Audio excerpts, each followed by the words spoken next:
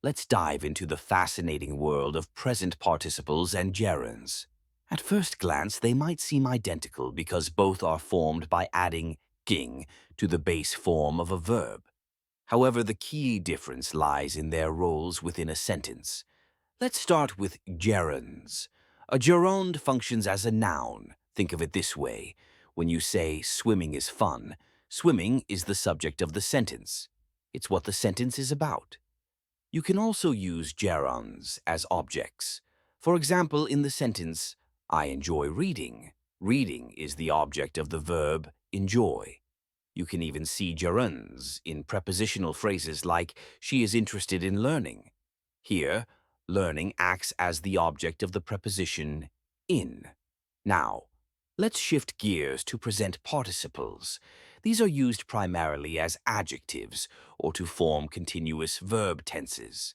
For instance, in the sentence, the crying baby kept everyone awake, crying describes the noun baby.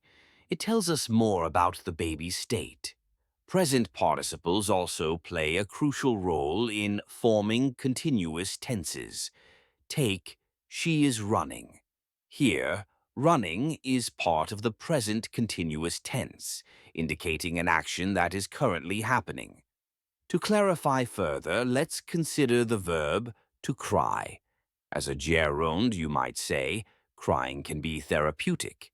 Here, crying is a noun, the subject of the sentence. In contrast, when you say, I saw a crying child, crying is an adjective describing the child. And if we want to express an ongoing action, we could say, the child has been crying for hours. In this case, crying is part of the present perfect continuous tense, showing that the action started in the past and is still relevant now. Let's look at a few more examples to solidify our understanding. Jogging is a great way to stay fit. Here, jogging is a gerund, acting as the subject. Now, consider the sentence, I saw a jogging man. In this case, jogging describes the man, making it a present participle. Another example, her constant complaining is exhausting.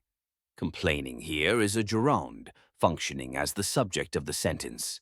But if we say, I heard her complaining about the noise, complaining is now a present participle, describing the action she was engaged in. So remember, gerunds act as nouns, while present participles serve as adjectives or help form continuous tenses. This distinction is crucial for clear communication in English.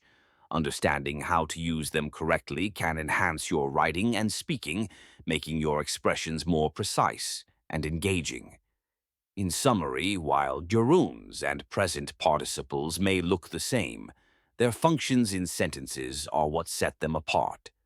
Keep practicing, and soon using them correctly will feel as natural as breathing.